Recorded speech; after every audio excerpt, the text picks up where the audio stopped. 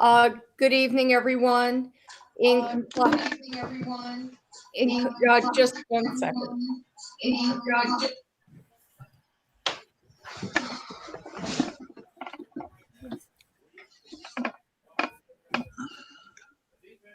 Okay, sorry about that. I was not on mute on my other computer.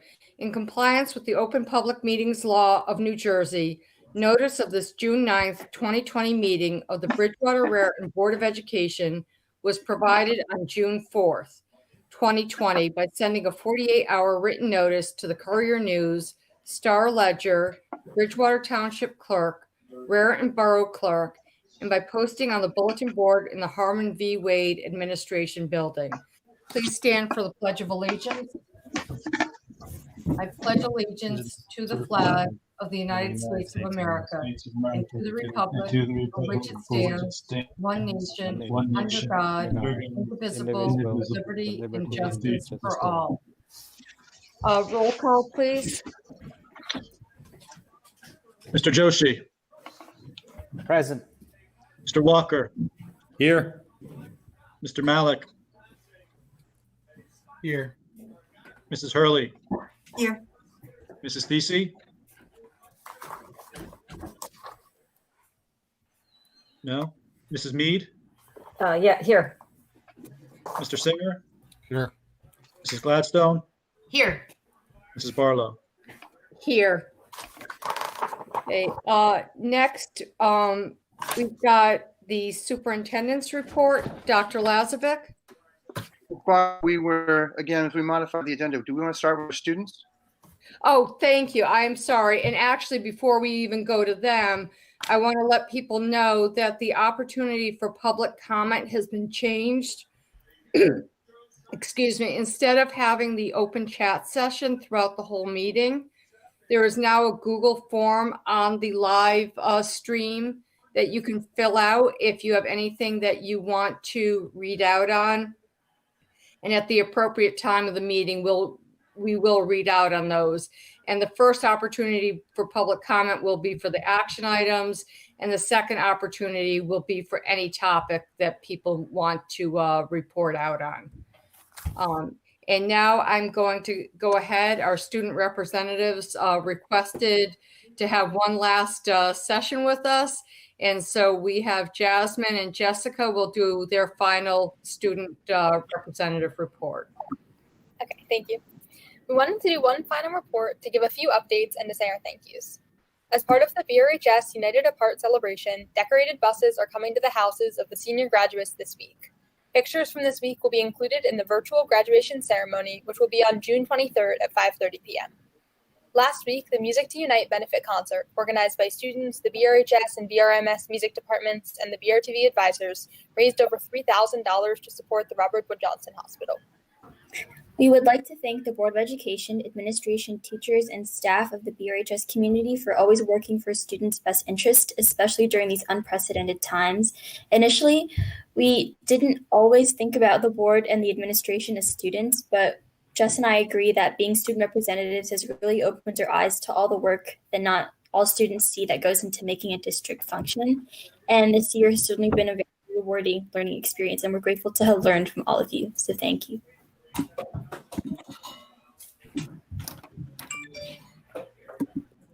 Well, thank you. And I think we also learned from both of you a great deal. So again, we really appreciate your being with us throughout the school year. And best of luck once again. Dr. Lazovic, superintendent's report. If I may say something to both Absolutely. of you. Yeah, it was great having you, but I want to encourage both of you to come back and visit because we have yet to have any of the past students come back and either say hi or participate. You know, we'd like to see you back. So please come back and join us. I would like to just quickly. That's a great suggestion.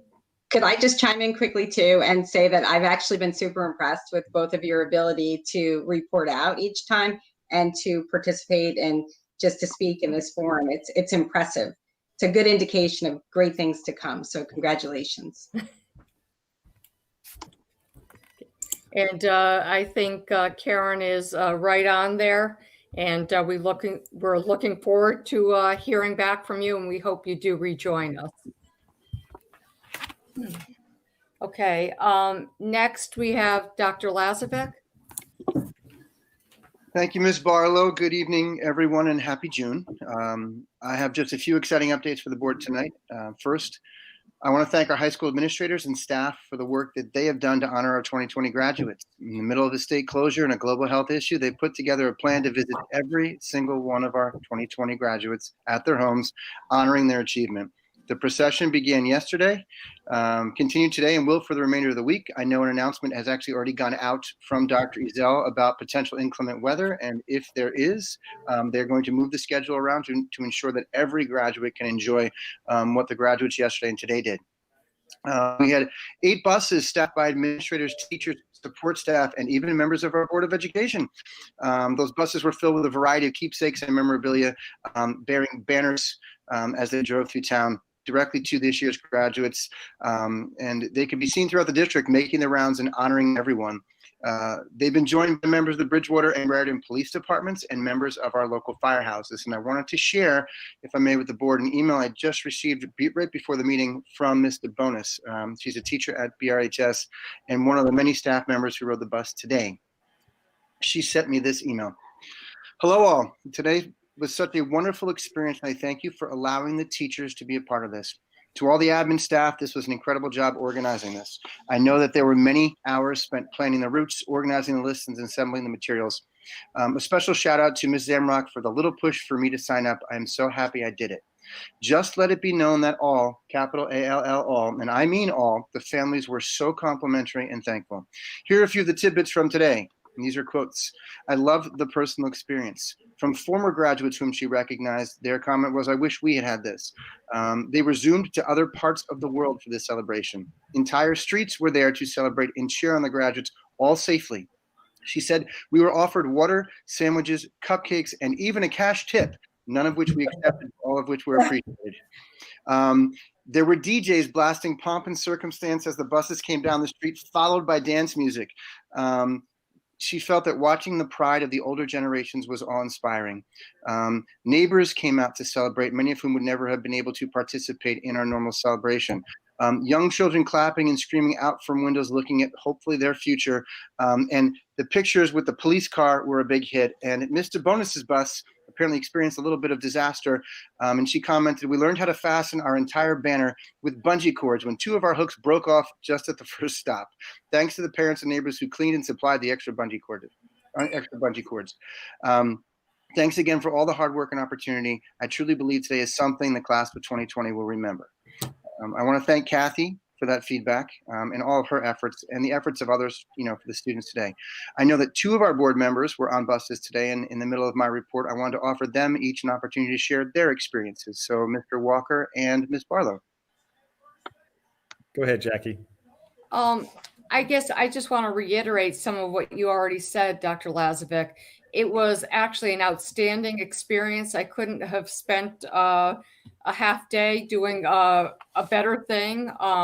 Everyone was extremely receptive, thankful, complimentary, and we even got offered a box of donuts, and which I thought was really nice. And it was just, I really felt people were very happy and very appreciative of what was done, and it was just a pleasure from my side just seeing the graduates and seeing the joy with the whole ceremony and everything we did. So as I said, I thought it was great. And I talked to I just drew a blank on her name, Dr. Greenberg. And she was just the enthusiasm from her and how well run everything was. Everything was very well organized, very well thought out. Really was a great day. Barry? Yeah, it was a lot of fun. I was with Dr. Godan on the bus, and we lucked out. We only had to put the banner on once and take it down once in the beginning and the end. So we were in a very small area of streets. So we had a delightful time. And some of the other graduates will come around and join the other graduates in front of the bus distancing. The banner was wonderful. All 700 plus names are on the banner. So we tried to point out the name to all the graduates. It was like, you're in alphabetical order trying to find them. The families were wonderful. It was a lot of fun, pomp and circumstance. So it was nice because, like, hey, I got to have more people than a graduation, and I learned something that the small vans are air conditioned, by the way. So I had never been on one of our small vans. They are air conditioned. So it was really enjoyable, and the students were happy, and the parents and family. I mean, I hope Jasmine and everybody is enjoying it. I sure did. Well, thank you both. The feedback is similar to this from those who have been visited has been overwhelmingly positive. And evidence again that our high school team, like the rest of the district, is committed to our students. Social media is full of celebrations that took place if you've been following on Facebook or Twitter. I want to thank all the residents and families who made this such a success and who continue to do it safely. I want to thank all the staff members, Ms. Simcoe Beller, and those who have volunteered for this all week long, including the mayor of Raritan and our own BRHS teacher, Zach Bray. I want to thank the parent organizations that have continued to work with the high school staff to plan and execute these things. And I absolutely want to thank Ms. Zamrock, Mr. Dragon, and Doctors Godown, Greenberg, and Dr. Azell, all three of whom have done this while assisting with food service throughout the closure in putting all of this together and continuing to work not just on this, but everything else that's going on under this closure at BRHS. And we're not done, but our current course could not have been more effectively charted or sailed, and I want to thank everyone who was involved. That said, we also received more good news today. The governor has removed the stay-at-home order, allowing us to travel. He reiterated, though, the importance of continued precautionary actions and community collaboration to keep everyone safe. He also shared a timeline of ever-increasing outdoor gathering numbers. These numbers are all inclusive, so even 500, which is something that he stated for July, is limiting for a school our size, but the target helps the ongoing planning and gives us hope that we may be approved for even more as these weeks go by. This announcement has helped us as we continue to plan for a possible event in July to allow our seniors to celebrate together. I have communicated again with Mr. McGavary of the Somerset Patriots, and they continue to work with our high school team in the event that the restrictions continue to ease and we can bring together the full class with family members.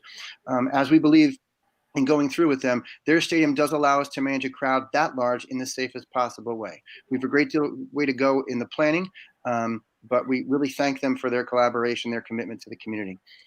We are also continuing to plan two separate potential events that allow our students to celebrate with each other if the number for outdoor gatherings has not been increased at that time.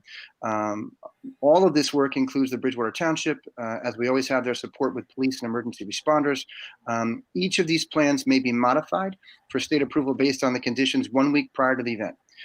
Coordinating with everyone involved, we are hopeful to release both a set date and a set rain date for the possible event middle to late July. This information, as all information to this point about any building, will continue to come from Dr. Azell, the building principal. There's been a great deal of collaboration, as I've spoken with the township administrator multiple times, as recently as last week, who again voiced the township's commitment to help in any way. That commitment was visible yesterday and today as we moved about Bridgewater and Meriden to our graduates' houses. The district has, from the beginning, worked to plan for our graduates, and the news from the governor is encouraging. This includes all of our students celebrating this month. So please join us in our community clap out. Beyond just our 2020 seniors, principals from all the rest of our buildings have sent out a similar communication that to celebrate all of our students transitioning, graduating, moving up, leaving their schools. We're asking that at 1 p.m. on June 23rd, 2020. All members of the community step outside to join in a well-deserved clap-off as recognition of our tremendous class of 2020 P12. As the principals state, this is certainly different than our typical send-off that carries students into the summer, but it keeps everybody safe. Time and again, these principals, whatever the obstacle, together have proven that we're resilient, creative, and BR strong. So we encourage the entire community to engage in that, as well as on the same day, at 8:20 p.m. or 2020 military time, our community send-off again following the broadcast of our virtual ceremony to celebrate the graduates of BRHS 2020. We're going to continue to communicate as we have throughout when there is verified information.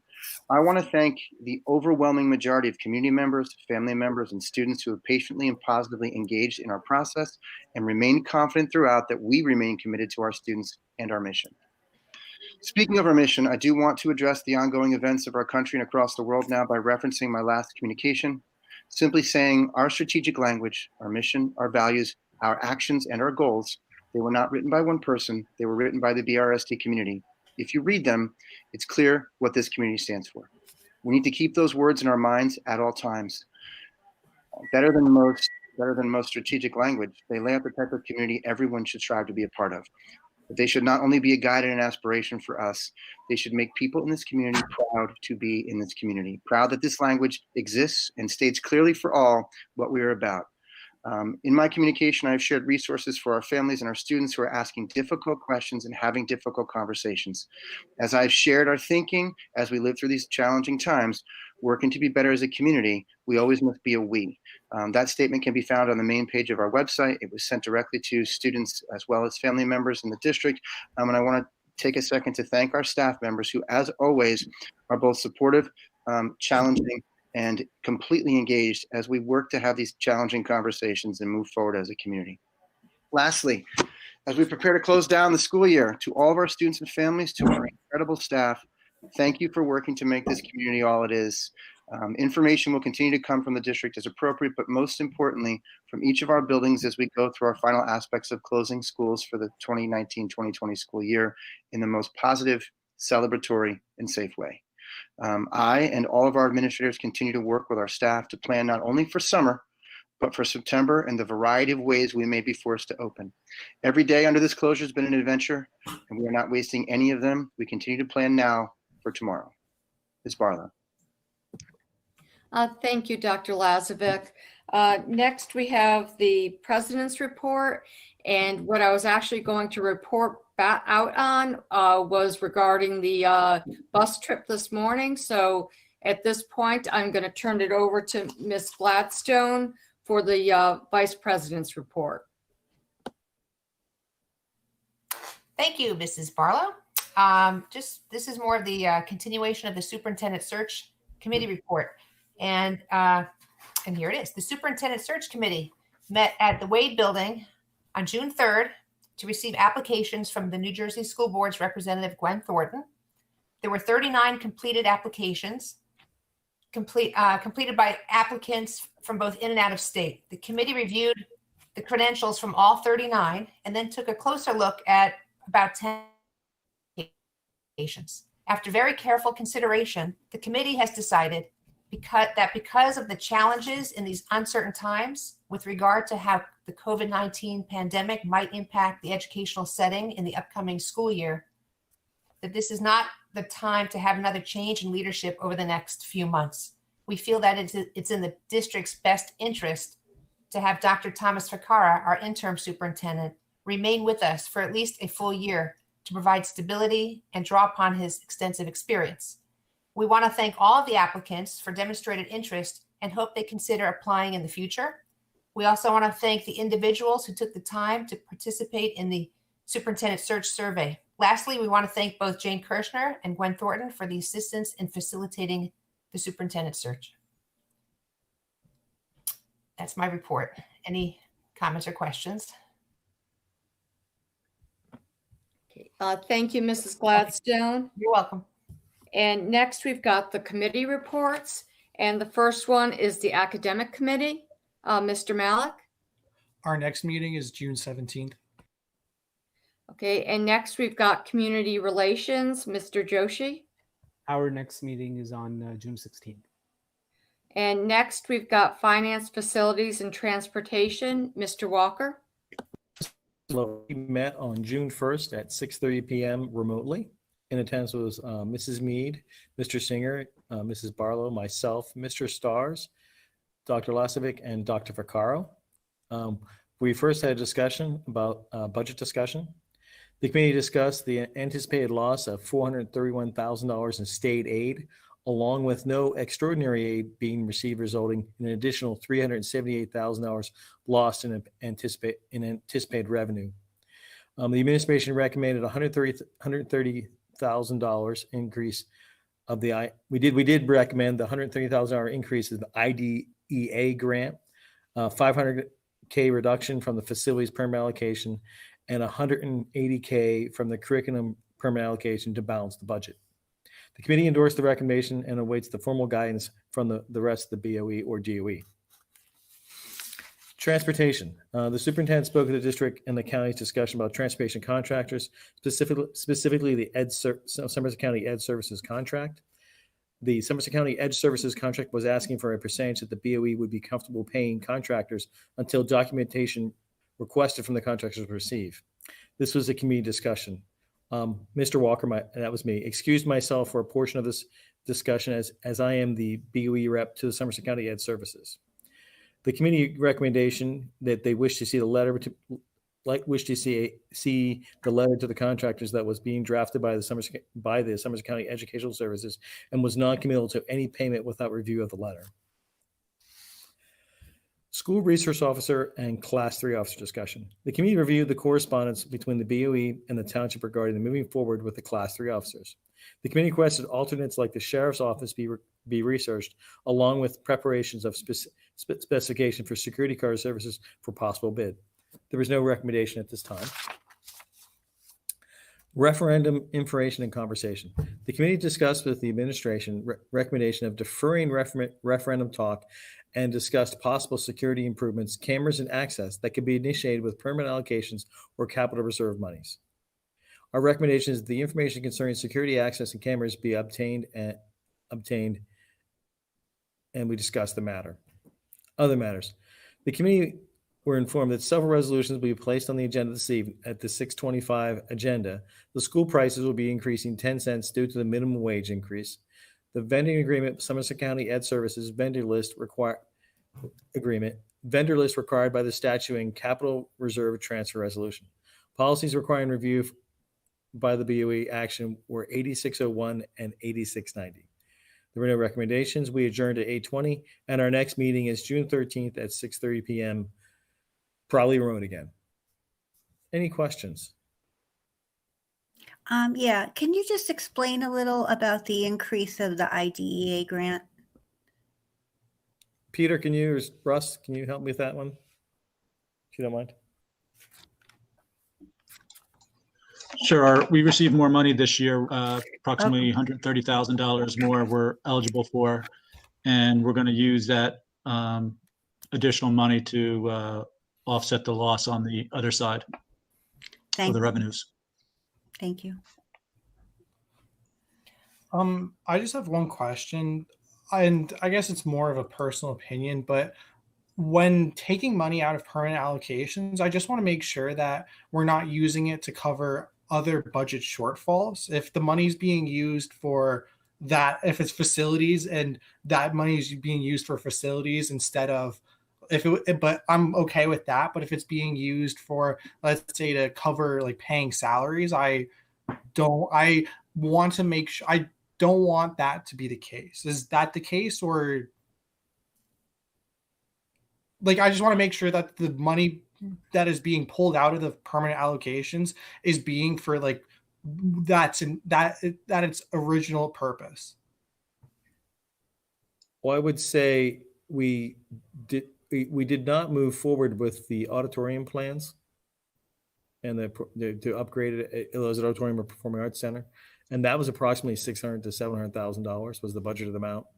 Those areas won't be done. I think I probably Mrs. Jones can speak to, or Russ can speak to the where the money is coming out of, for what program is not going to be done from the permanent allocations. So we didn't.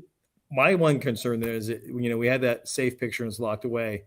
This is one area. This is probably the one case where we may have had to open up the safe, and that was a question we discussed, And that's exactly, Barry's right on, Zach. We discussed this being a short-term solution. We should not be reducing permanent allocations as you build the budget moving forward, but it's not that the money's being moved someplace else. And talking with Karen, who's taking a small hit, and with Peter and the finance committee, there are monies that we have not allocated yet from those projects. So we're simply not at this point spending that money because things may change. So we're not using it to cover other expenses, but we haven't cut those other things too. So it's not that money is going to pay for salaries. We're not spending for certain things in those areas right now, but there are things that we can hopefully push so that when the ship is righted and we go right back to building our budget, we're still building off of the budget that the board has approved back in April, which is going to keep those permanent allocations permanent. They're still there. And also, just Zach, to add to that, you've seen through my emails to academic committee, and you'll continue to see them as we're closing out the year into the summer, that the idea isn't to cut any program. The idea would be that we're going to look across all the programs and kind of prioritize. Even we started doing that, looking at summer curriculum writing. What are the things that we need to do first? And then hopefully we'll layer it in. And so we won't just move a little more slowly rather than leaving one program completely behind. So that's the plan, to kind of just carefully prioritize things for now. Okay, yeah, that addresses my concern. Thank you. You're welcome.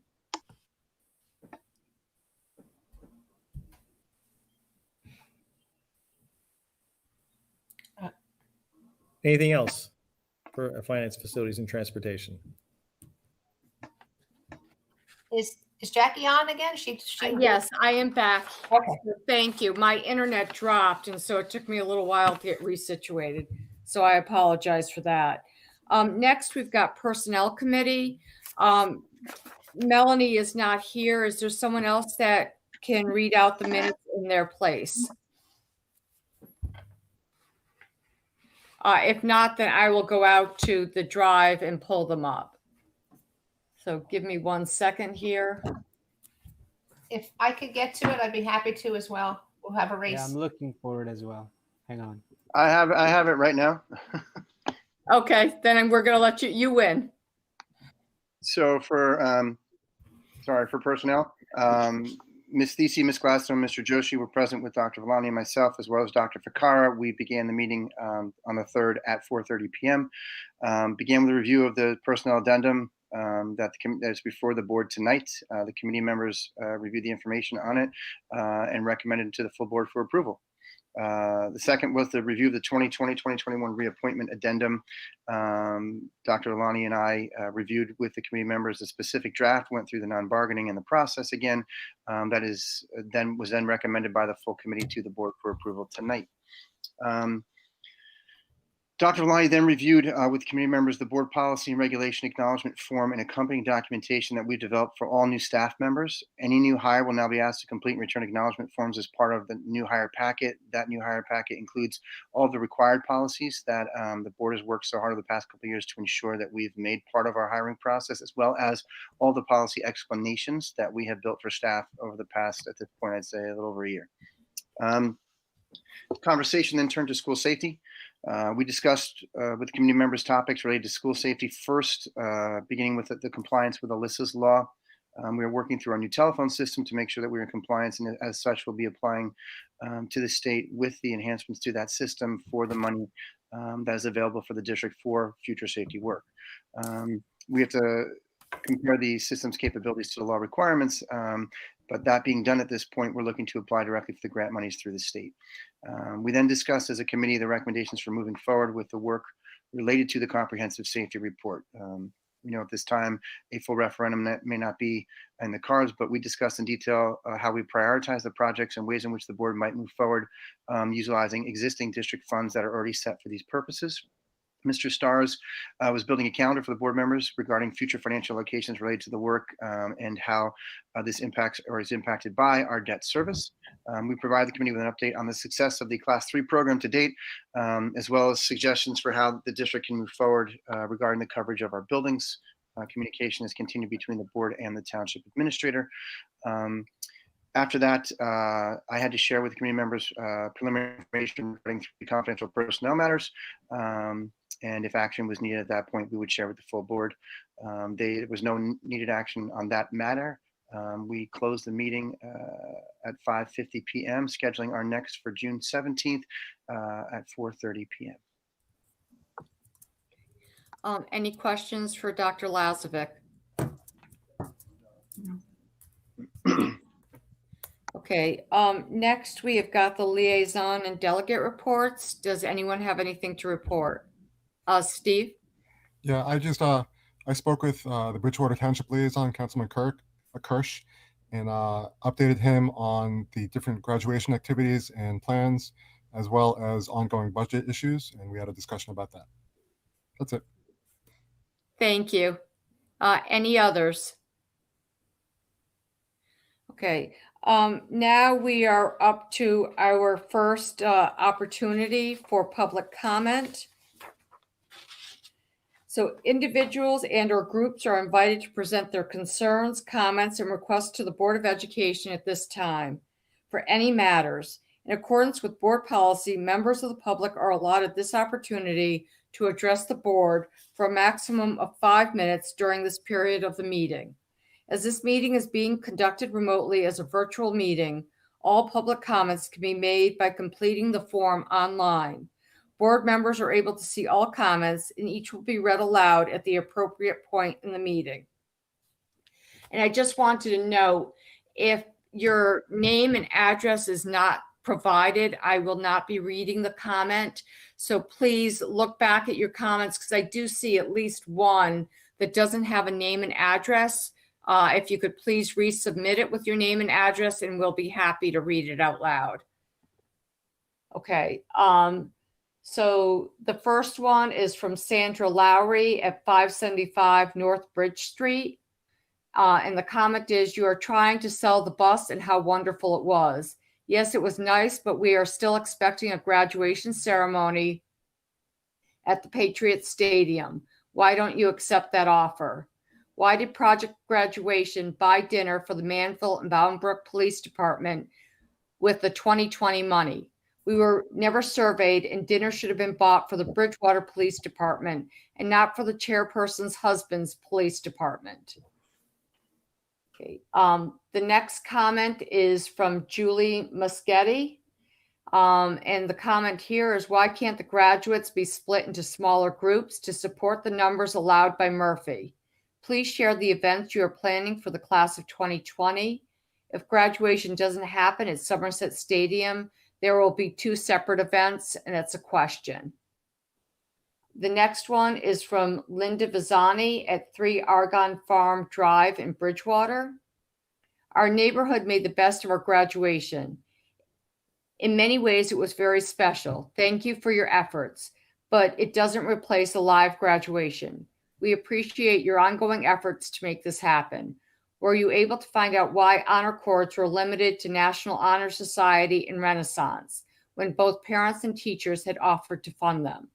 Also, could we get a summary of the results, Dr. Azel's survey on how 2020 wanted their class funds spent, as well as a breakdown of how much was allocated to each expenditure?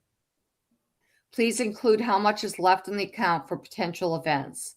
Lastly, how are other schools, Ridge, for example, able to pencil in a specific potential date for prom/graduation?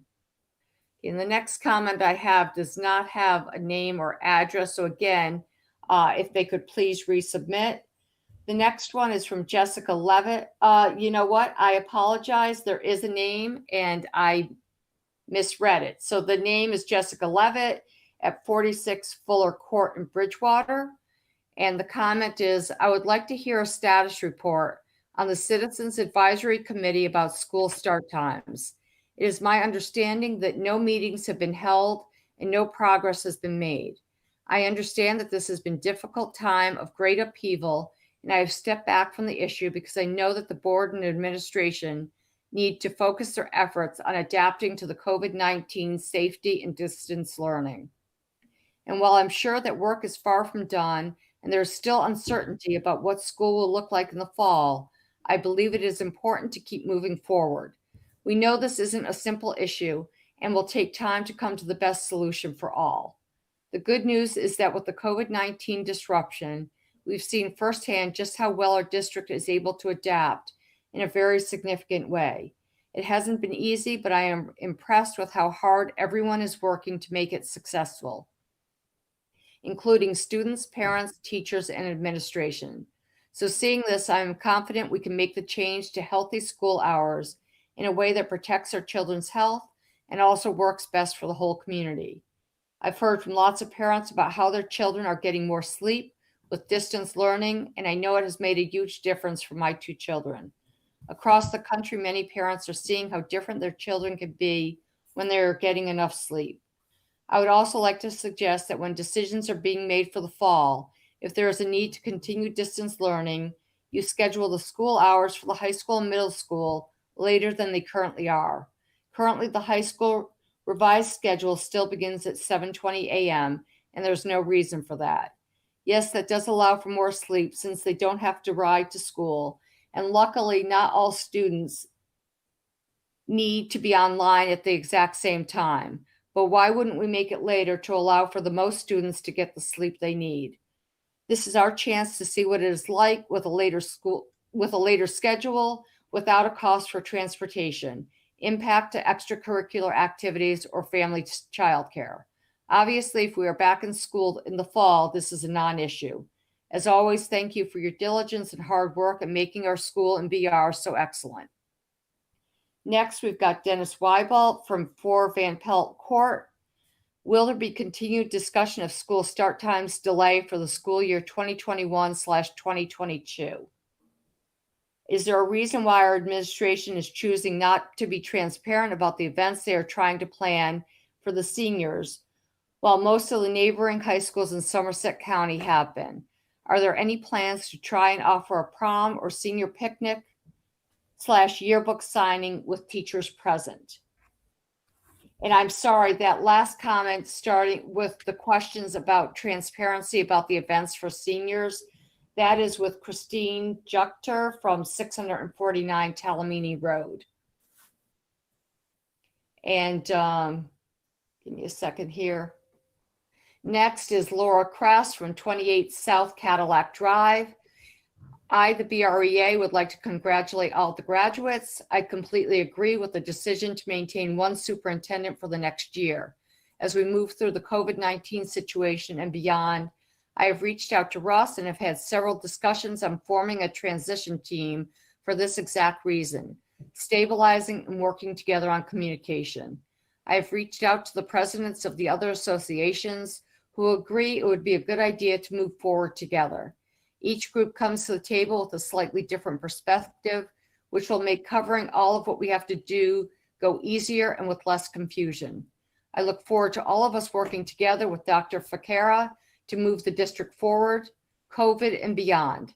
I wish Russ the best of luck in his future endeavors, although he still has to deal with me until June 30th. Good luck, Russ. Okay, and the next one is from Allison Lowry. The Patriot Stadium has made such a generous offer, and I know many students in the 2020 class would agree with me when I say to accept that offer. Having spent 13 years in this district, I think that myself and the rest of the class of 2020 are more than deserving of this ceremony. 2, I do not feel that all members of the board have the students' best interest in mind. I have sat through multiple online board meetings and have seen questions from concerned parents and students skipped over. Do better. This board has been granting students the bare minimum. So many other districts are planning full graduation ceremonies for their students. Why not us? Number 3, where is our money? Why is our money being given to the class of 2021 when we voted on what to do with it? Seems a little corrupt to me. Why does the 2021 parents get to decide that is what happened to the money? That is what happened to the money. Number 4, when I look back at my high school career, I want to remember my friends, my championship games, and making history in Bridgewater athletics. I don't want to think about how I was cheated out of my graduation ceremony because it was too much effort to put together. Next, we have Anna Ludwig from 112 Timothy Place in Bridgewater. Can I have a specific breakdown of how the class of 2020 budget was spent? According to Principal Azell, actually that's the next comment, is from Christine Juchter, 649 Talamini Road. According to the Principal Azell, there has been a class of 2020 Alumni Association formed to help with the planning for future class of 2020 events. Several students have asked to be a part of this committee without a response from their principal. Per the nature of an alumni association, shouldn't any class of 2020 alumni have the right to participate? And then the last comment, again from Allison Lowry, 575 North Bridge Street. School start times should not be a priority at this time. I go to sleep later now that there's no school, causing me to wake up later. If these parents want their kids to get more sleep, tell them to send them up to bed earlier and take their phones away. At this time, I'm closing the public comment section, and we are now up to, give me 1 second.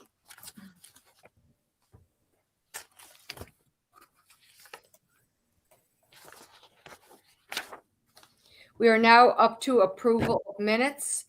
And so we have minutes for the May 28th, 2020 closed session. So Is moved. there a second? Second. Okay, any discussion? Okay, roll call, please.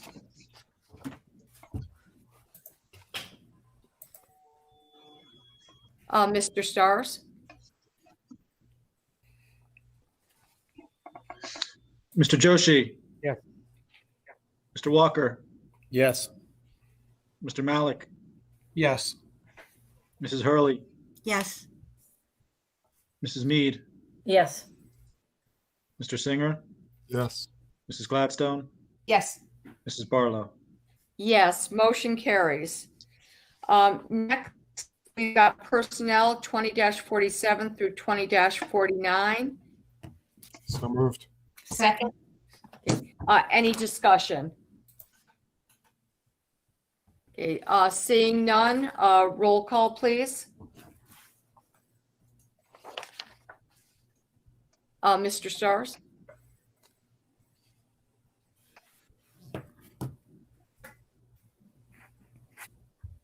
Mr. Stars, can you hear me?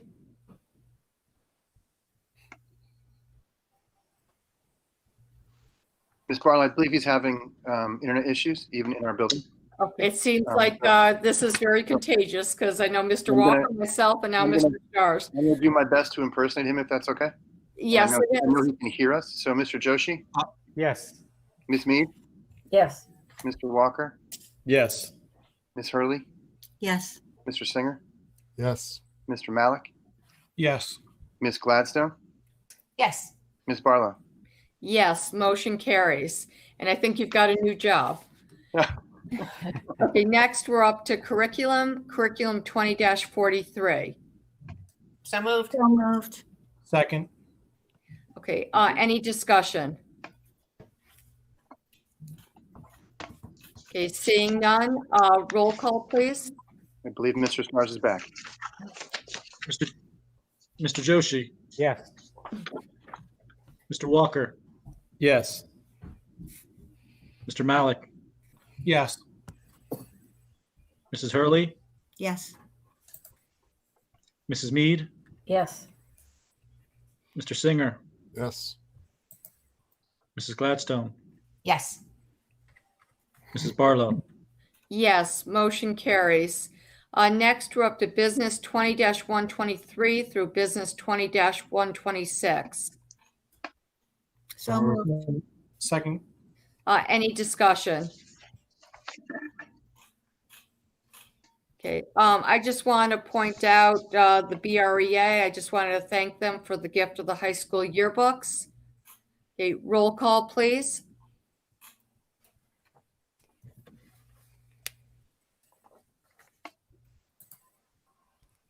Mr. Stars? Mr. Joshi? Yes. Mr. Walker? Yes. Mr. Malik? Yes. Mrs. Hurley? Yes. Mrs. Mead? Yes. Mr. Singer? Yes. Mrs. Gladstone? Yes. Mrs. Barlow? Yes, motion carries. Next, we have special services, but we don't have anything on the agenda for tonight. Next, we have other 20-39, which was introduced late. And let me just say, I'm sad to report this, but one of our board members has decided to resign, Melanie Thesey. So I am very sorry. We really appreciated her contributions. I think she was a great addition to have on the board. But I know for personal reasons that it was not feasible for her to remain on. But I just wanted to thank her for her years of service here and just really appreciate it. And we will miss her. So the motion is resolved that the Board of Education accept the resignation of Melanie Thesey as board member effective June 10th, 2020, which is tomorrow. And so, any discussion? I should first say motion. Is there a motion? Motion. So moved. Okay, any discussion? Okay, seeing none, roll call, please. Mr. Joshi? Yes. I'm frozen, I think. Mr. Walker? Yes. Mr. Walker? Yes. I'm right next to you, Peter. We have the same issues. Yes. Mr. Malik? Yes. Mrs. Hurley? Yes. Mrs. Mead? With regret, yes. Mr. Singer? Yes.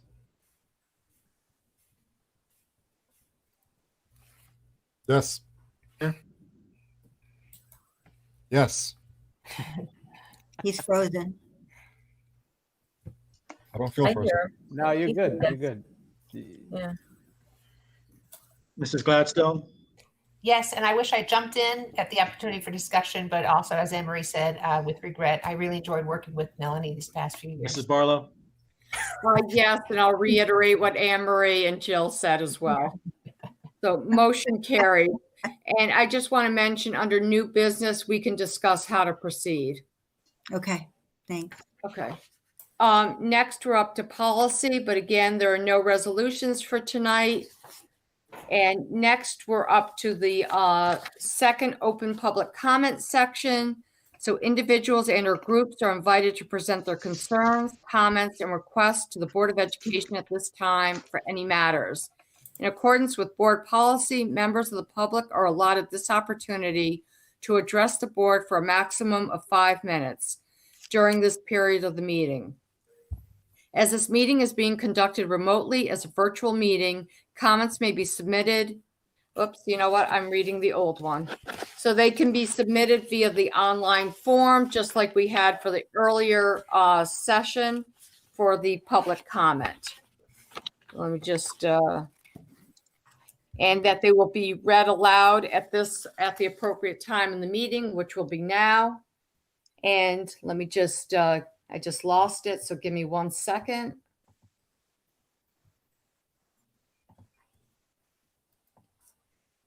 Okay, so the first comment we have is from Dennis Weibelt, 4 Van Pelt Court. Did Russ get his doctorate degree? I would like to, then the next comment we have again is from Laura Crest, 28 South Cadillac Drive. I would like to comment on the SST issue. I hope we can get together in the future. However, the COVID, in my opinion, has left many people in a situation where they are not at their emotional best. I and the people I represent are dedicated to do what is best for BR, students, staff, as well as all stakeholders. In addition, given the financial changes in the state and to residents' personal pockets, I feel as though we need to carefully look at and work through this issue, given all that has transpired. Next, from Linda Vizani, 3 Argonne Farm Road in Bridgewater. When can we expect answers to all of our questions? And Dr. Lazovic, are you able to answer any of the questions at this time from either of the public comment sessions, or do you want to hold off? So I don't want to go into back and forth and break tradition with what the board Sure. expectations are, but I do want to, I don't know how to get around this. I don't understand why certain people are saying certain things that they are. We have been planning for graduation since the beginning of the school year. And when COVID closed us, we continued that planning. We have always been working under multiple fronts as far as people saying to accept the offer from the Somerset Patriots. So I've made the announcement now 3 times that we've been talking directly to the president and general manager. He's been phenomenal. They do not have a set plan for graduation. I don't know where that is coming from. He was clear as day that they're still working on their proposal to the township so that they can be approved to reopen for themselves, and that would give us numbers, how many people they can have in the stadium and the rest. And as the restrictions ease, I'm sure even that proposal will change.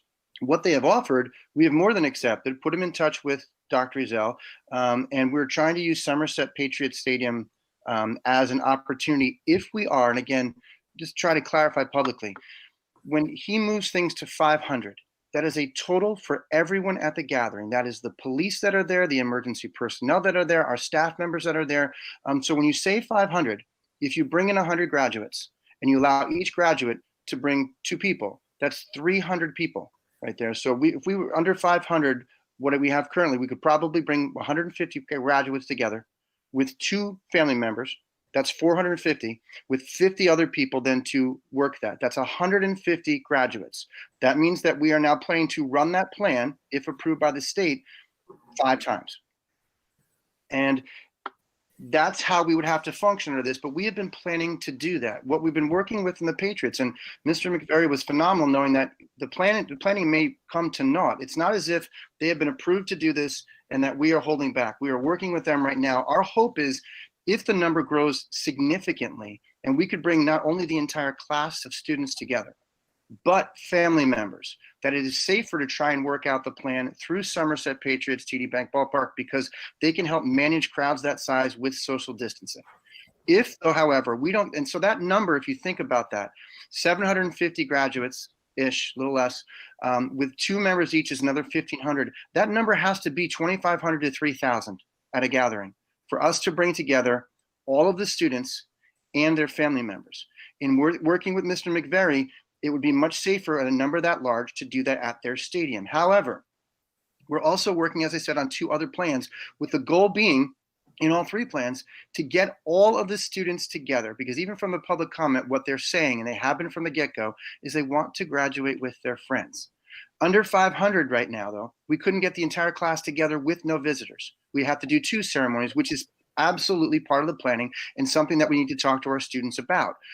Because if they want, first and foremost, to be with their friends, they got to celebrate or getting to celebrate with their families at their houses as the bus goes around. As of now, we could run 2 ceremonies and bring together half of the class for a session A and half of the class for a session B.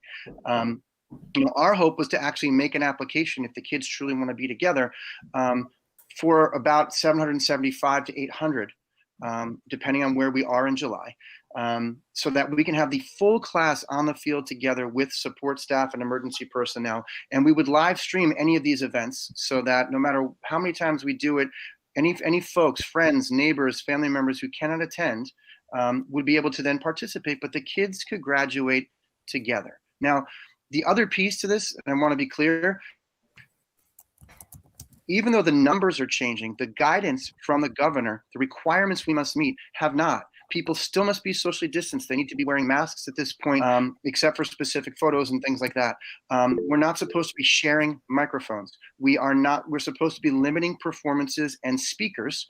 And so the hope was this, that we could run this week of celebration, letting families and individuals really celebrate the moment with their communities in ways that we haven't before. And thus far, it's been great. Run a virtual ceremony that allows speakers to speak, for the official pieces to happen, and for family members all over the country or world to enjoy that virtual. And then see if we can't get our kids together for some type of in-person, with their peers, with their friends, celebration. Now, what's interesting, people are still quoting, even in comments today, what other districts are doing. I meet with the other districts in this county twice a week. The only other district that was doing at this point something like this was Franklin. They were working off of a number of 200, which I'm sure the superintendent and his team will be moving to 500 now that we have this. When I get quotes from other that they're doing prom, they are not. They've set dates aside, but they don't believe that an event like that indoors can happen because while the outdoor number is 500, the indoor number has nowhere near that. And as far as the session they're planning, just to be clear, it's a drive-by photography opportunity. Kids get to come with their parents and drop off their supplies. There's a map. They are dropped off at one end of the football field. Just the student on his or her own gets to walk across the football field to an area where I believe there's going to be a banner and a picture will be taken for the parents. The student will then continue to walk across the field to where the parents are circled and be picked up and leave. We are not trying to plan that. What we did was go to everybody's house. We brought the picture and the celebration directly to everyone in a far safer and more celebratory way. What we're trying to do, though, is get our kids to have that opportunity to see each other and celebrate this milestone together. And so we've got not one, not two, but 3 different options, all of which can be modified depending on what happens between now. And the only thing that we're trying desperately to coordinate as quickly as possible is to schedule those 2 dates so the information can be sent to those families so they can plan. But we're, as I said, looking for mid to late June, because the guidance we were given from the state was the longer we could wait, the more likely the number would be. We could get more of our kids together. So I don't know any other way to explain this simply. We are all for getting our students together. This is and we've done all these extra things because we don't know what we can guarantee, but each step along the way is yet another way we celebrated this class differently than every other. This has been a time like no other, and we have not given up on that possibility to, as I said, get those kids together face to face to celebrate their events before they move on to their next stage. And Ms. Barlow, the other piece is people are asking about finances. Dr. Zell is preparing documentation on the student activities funds. We work with Mr. Stars. That will be made public because people are asking questions. The class of 2020 had put down a deposit for the prom, which we could not get back. And like most of the districts I am aware of, what they did was they rolled that deposit over for the class of 2021. The class of 2021 is now transferring funds back to the class of 2020. So everyone is even, and the class of 2021 has a reservation deposit paid. So no one has lost money in that respect. The other questions that are coming about project graduation and other things, these are not student activity funds that are controlled by the school district. They are not funds that the principal has any oversight over. And, you know, so he will be certainly issuing a letter on, because people are asking questions, where did the money go? The vast majority, we share the survey as well, went to buy the things that the students are now enjoying in those red bags that are being delivered directly to their houses. And there's still money left over. I know lots of other people now are also raising money in the event that we can have some type of July celebration. And I'm saying more celebration because I do not know of a single district yet who's planning a full graduation, because based on the restrictions that exist, we physically cannot. We can't have our valedictorian, salutatorian student speakers. We can't have the board members' speech, the principal's speech, and those kinds of things. But what we can try and do is get our kids together so they can see each other and celebrate. And we're trying to do that as long as it is safe as much as possible. Dr. Lazovic, I know this was out of the normal routine, but I just really want to thank you for sharing that information, and I'm hoping it helps answer a lot of questions. So really appreciate your doing that. So Jackie, I think we got a little bit more this evening than we've gotten in the past. And I think that maybe it's just the way I'm understanding it, and maybe it's the way I'm reading the audience. But I think it was a little bit clearer, all the different things that you're doing. So it's just more than it had been over the past several weeks. This is the last board meeting that we have before the students graduate. And I think that, you know, I understand the need. I understand the need for people to understand what's out there, and that you're working on options. I also understand that it's very difficult, but the more information, I think the better. I thought you mentioned that there was a information on the website. Where is that located? Because I did look, I couldn't find it, and maybe. We're still building that page to answer these questions. One of the reasons we didn't release it, and one of the reasons it seems like there's a dump of information now, is none of this is 100% confirmed. And what I don't want is to put more out there in front of Dr. Ezell before we're ready to back these things up. So hopefully, as you said, Ms. Mead, the ideas that we've talked about now help people best understand what we're trying to do. But my concern is that even before we put information out, certain people were pushing things around on social media as if they were happening. And it only confused. And we didn't have anything at this point confirmed. I don't want to speak for. And I don't think you're going to have anything. I think that things change on a daily basis. Mm-hmm. And we discussed this at the last meeting. So what you decide today could be different than what you decide tomorrow, and completely different than what you decided 2 weeks ago. But there's got to be, I think there is a frustration. And when there's not information out there, I think that's what prompts, you know, some of the real concerns. So I think it would be helpful if you say on this day, this is what we're looking at, and put it on the website. I think it would be helpful. I'm just trying to share what I'm reading. And I think to your point, one of the big pieces that we're trying to lock in are those 2 dates. And when we have those 2 dates, we can actually put that out with confidence. The second question is on the finances. There are things that are within the purview of the district and the administration, and I would kind of like to know some of the answers to those questions as well.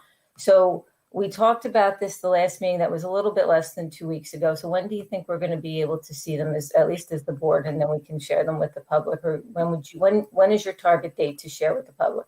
So as soon as possible. Dr. Zell currently is working on all 3 of these plans. I don't have a set date because we can go through as a board the finances. Any letter that he prepared publicly, you guys already see ahead of time.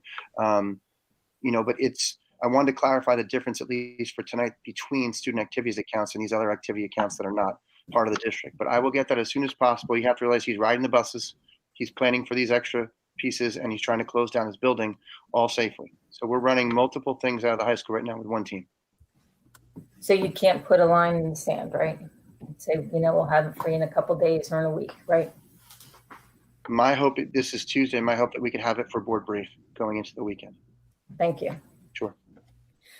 And I just want to clarify one thing.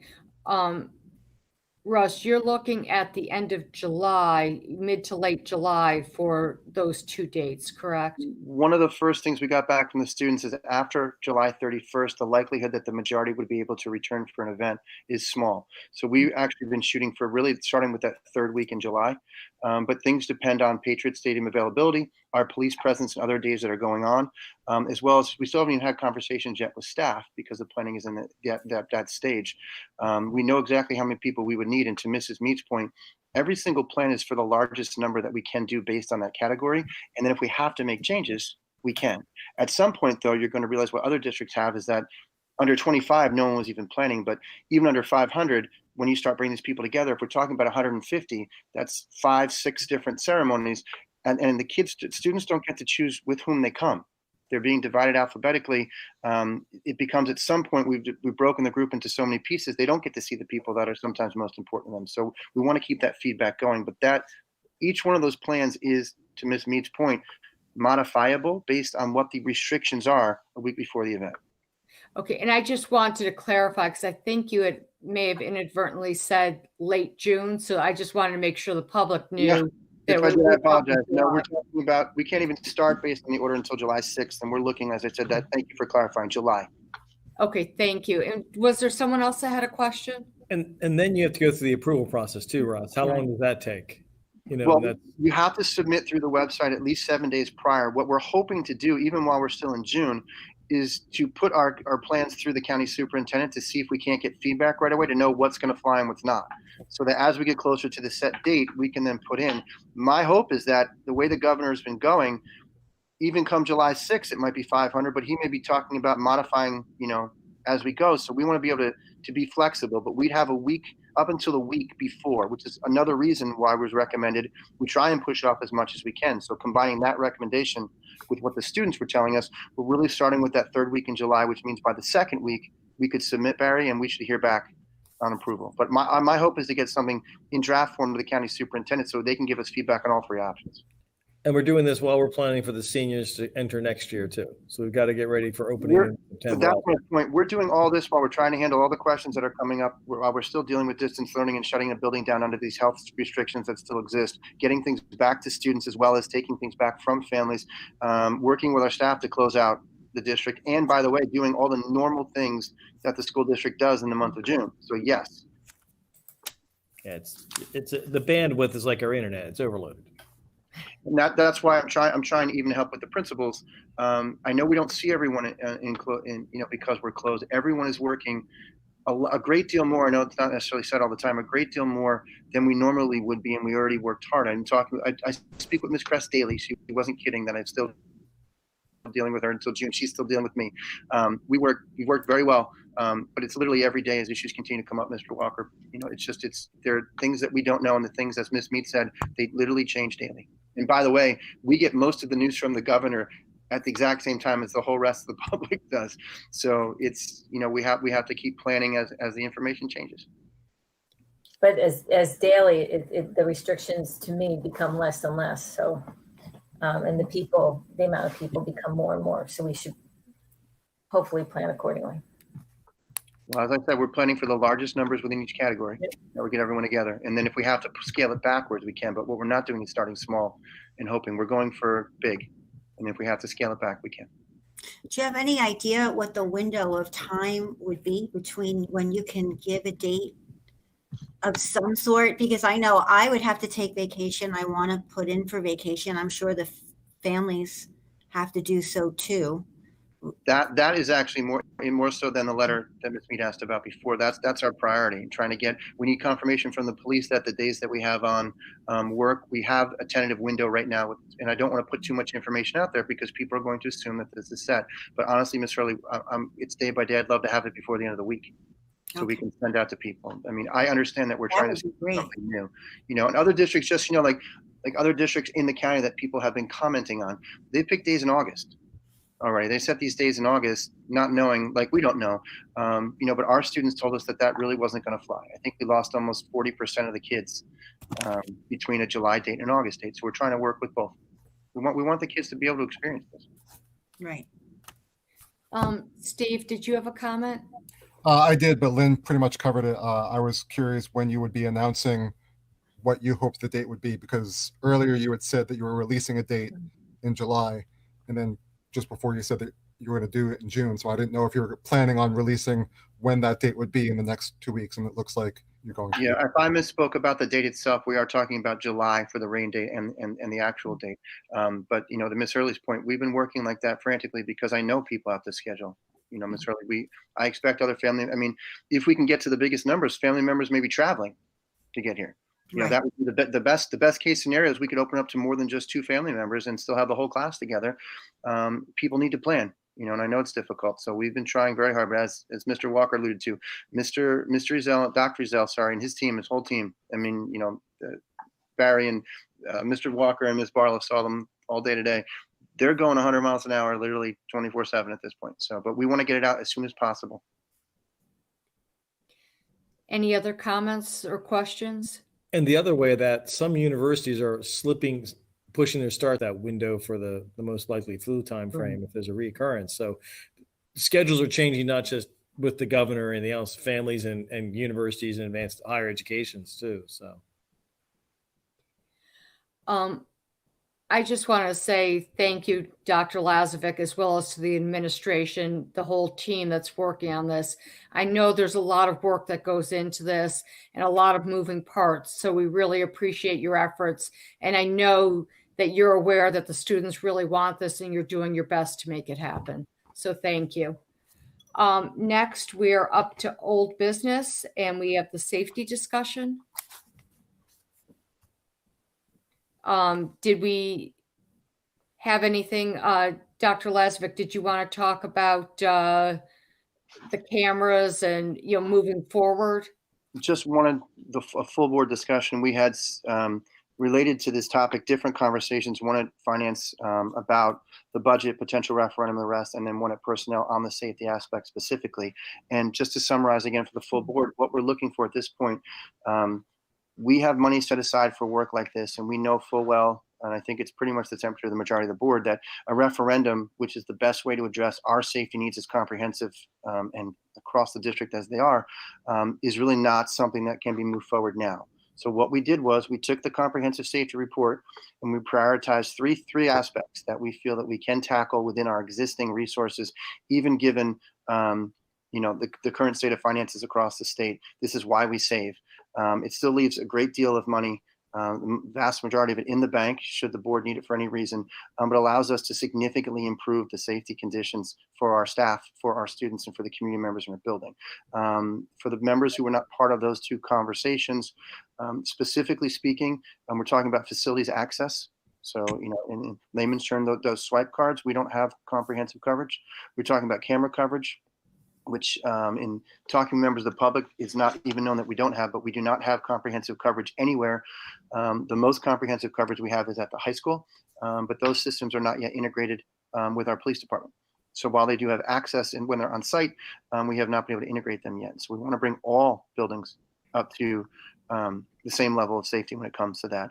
And the final piece we talked about within communications is, as you know, we've already done our handhelds across the district. A single system has actually been used multiple times prior to closure. That system exists, and moving forward helps keep us safer and keeps all of our administrators and safety personnel on the same communication wavelength in the event of any kind of issue. But also, we've been working with the telephone system across the district, and with Mr. Ospina and Mr. Stars' great work, separate from any money for the safety referendum that we're talking about. We've been able to move forward that piece by piece so that we can actually install the entire system across the district. That work is set and ready to go for the summer. That supports us, as I mentioned before, with Alyssa's Law. But we do want to try and tie in work with the PA systems across our schools. They're all different, number one. And these differences in all these things, swipes, cameras, access, our communication systems, every time it's different between buildings. The police have to learn different systems. Our staff members who move between buildings have to learn different systems. Our substitutes have to be constantly retrained. It just makes us less safe than we could be, than most districts are. And so linking that system to our phones, we can do those three pieces.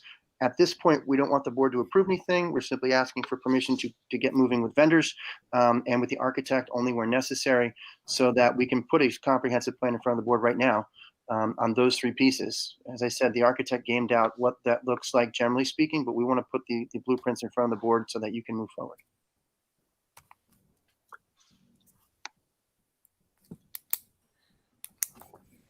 Any questions on what Dr. Lazovic is discussing regarding safety? Is that something we need to vote on, Russ, to get you moving forward on that? No, we don't need a resolution, but I don't want to move forward if the board is at this point in time not looking forward. When we talked in committee, we had 4 people in one and 3 people in the other, and everyone seemed absolutely at this point. So they gave vocal assent that we're not agreeing to the specifics so much as we're agreeing that we need to start moving forward. So we don't need to vote on anything. Is there any opposition from anyone? So just to be clear, this would be for security, windows. No, we're looking at security cameras and access points. Okay. As Mr. Stinger said, you have full access control, full camera coverage, and comprehensive and consistent communication across the district. And again, once you get up, the numbers that were given that Mr. Starts up put together with the architect, those are general numbers. We want to give you the specifics now. We want Mr. Ospina giving you the actual systems, talking about where cameras are going to go and what kinds of cameras they are, where our swipe access has to be, internal and external. Dr. Vellani has put all of this into the comprehensive report, but we want to hand you the specifics so that you can then at that point, Mr. Walker, vote on, yes, let's move forward with these pieces. What is the time frame for something like that, Russ? How long does that take? I know we talked about installation could be done at off hours, but what's the time frame from you getting plans together, coming to us, and then what would be the time frame for that? You could be greenlighting these things into the summer for sure. Work could be started, and depending on how that second shift work goes, Mr. Walker, your question, certainly through the course of next year, you could be ending the school year with all of these things in place and functioning. Well, thank you. Jill? Okay, so we're agreeing to go ahead for more specifics. So we're not talking numbers yet. We're waiting. Those specifics include the details, like you said, and the final budgeted amount, right, that we want to draw from that. Okay, so that's going to be the next board meeting, you would say. If you think you're going to get a lot of the work done in the summer. Well, when I say greenlit through the summer, I mean, we have to talk to the vendors. There are processes we're going to have to go through, but we need to start moving now so that we don't lose any time in the summer. If we start this work now, Mr. Walker, depending on the project, some of them can start fairly quickly. Okay, I supported this, and especially supported holding off on any referendum in these crazy times with unknown financial issues. So. Anne Marie, you look like you want to say something. Different topic. I just didn't want you to go. So when we're done with this, sure. Okay, so I'm not hearing any opposition to moving forward. No, not at all. Okay, so I think Dr. Lazovic, you've got your direction there. I think we're good. Yeah, and so Anne Marie, I think we can go back to you. Thank you. I just have a question. Again, this is the last meeting before graduation. So can you explain, or do you know what the concern over the cords is, what it's all about? I don't. So I did receive an email and I owe someone a phone call back, but my understanding is that Dr. Zell got in touch with this person specifically, but I still need to follow up. My understanding is that there are only 2 cords that the school district, I don't get that deeply involved in this, Miss Mead, but there are 2 cords that the district provides specifically and that are acceptable to be worn, and that in any given year, people have been trying to add things and whatnot, but I know that there was specific question, this is what I know, Miss Mead, about world languages and the Honor Society in that area specifically. And Ms. Costas, who's in charge of that department, has responded to that parent specifically.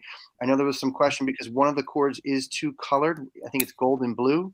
And so because of that, looking at pictures, it seemed as if there were multiple cords. But my understanding of this is that the district has only ever approved these 2 and that those 2 were given out, and that if somebody else had been wearing cords, it was without district approval. I know they check the kids as they go on the field, but once they're on the field, if they're wearing things and whatnot, my understanding is not being provided by any of our district organizations, not our clubs, not our honor societies, and not the high school.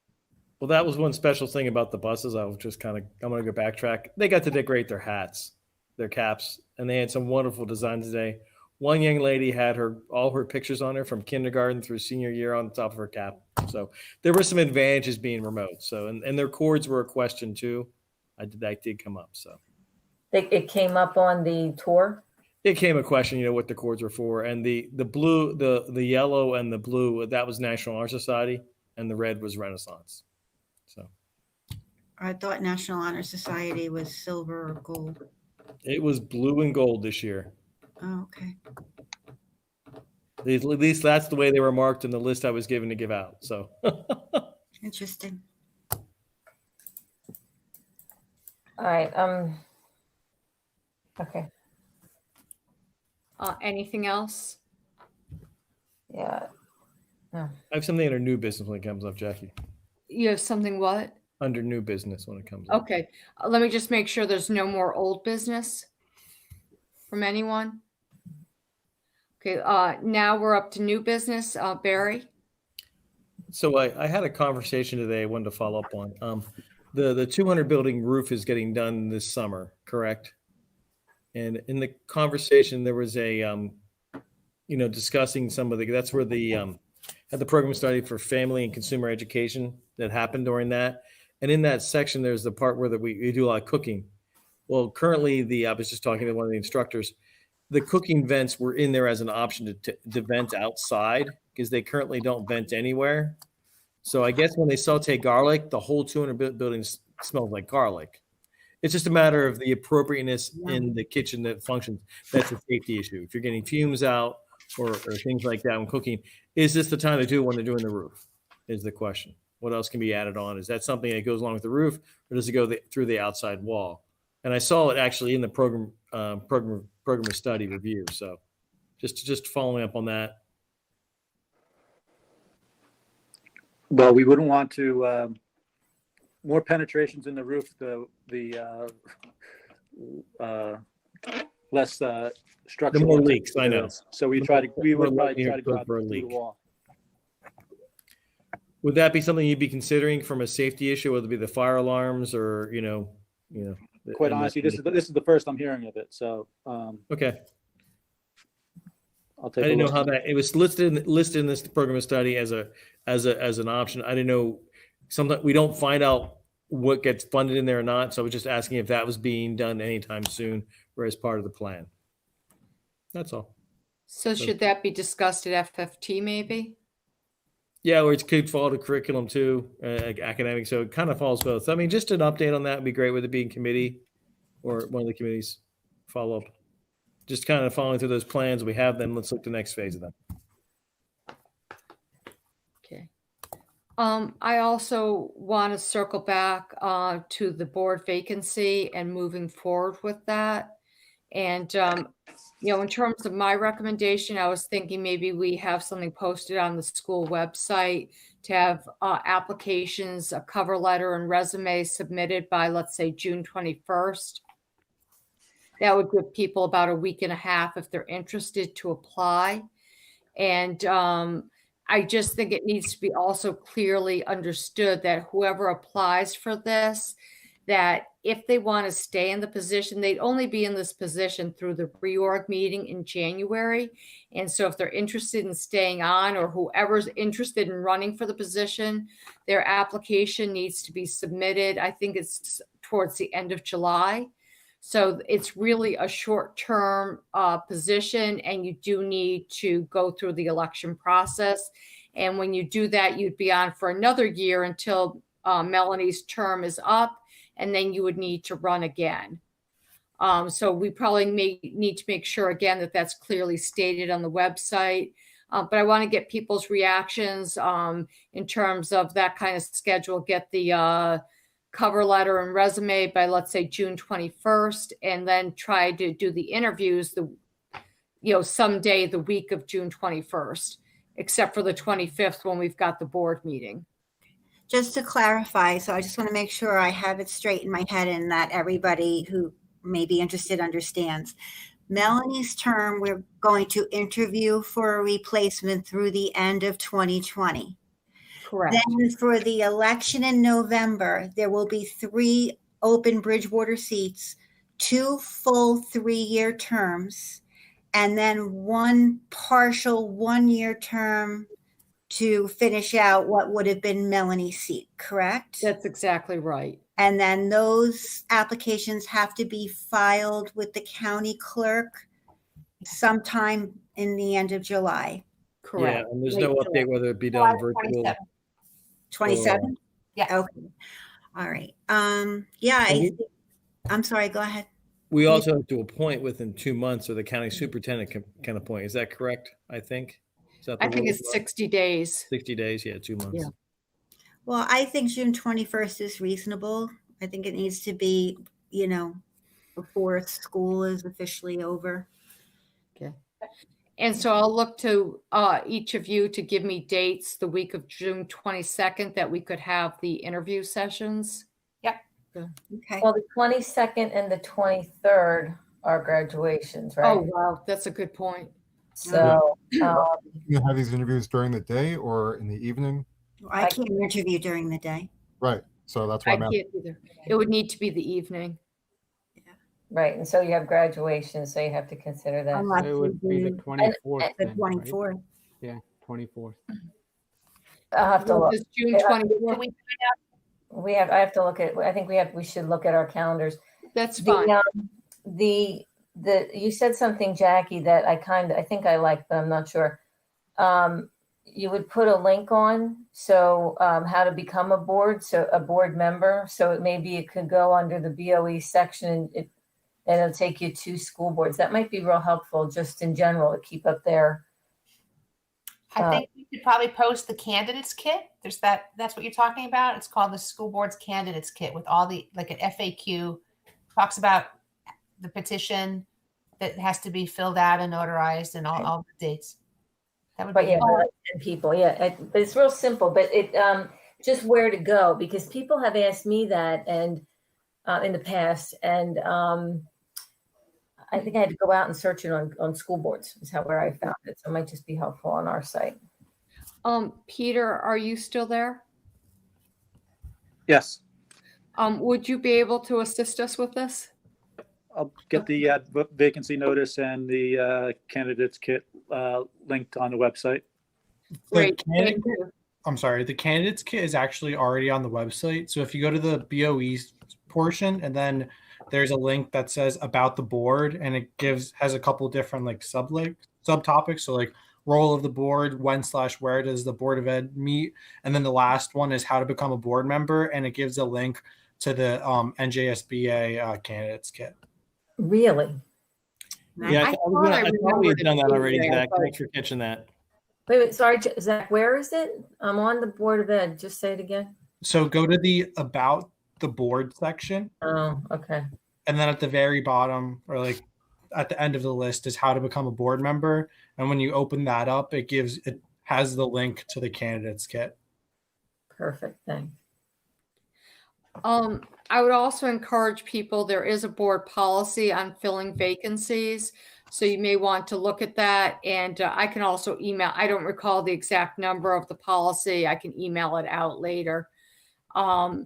And my personal recommendation is to do the actual interview in public, but the deliberation in closed session.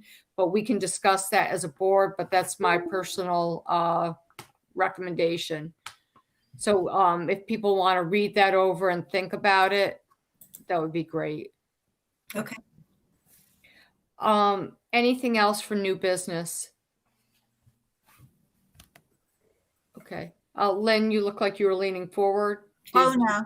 Okay. I'm just fidgeting. Sorry. Sometimes I read too much into things. Thanks. Okay. Next, we are up to closed session. And just so people know, we're actually going to have 2 closed sessions. One that will have action taken afterwards, and then we'll go back into closed session again where no action will be taken. So whereas discussion by the board is required on matters that are exceptions to the requirement that a public body hold its meetings in public, and whereas the topics for discussion are legal/student matters, whereas it is expected that the details of the discussion may be made public as soon as the issues may be acted upon publicly, be it resolved that the board enter into closed session at this time. So moved. Second. All in favor? Aye. Aye. All opposed? Okay, we are now in closed session and we will be coming back to take action afterwards.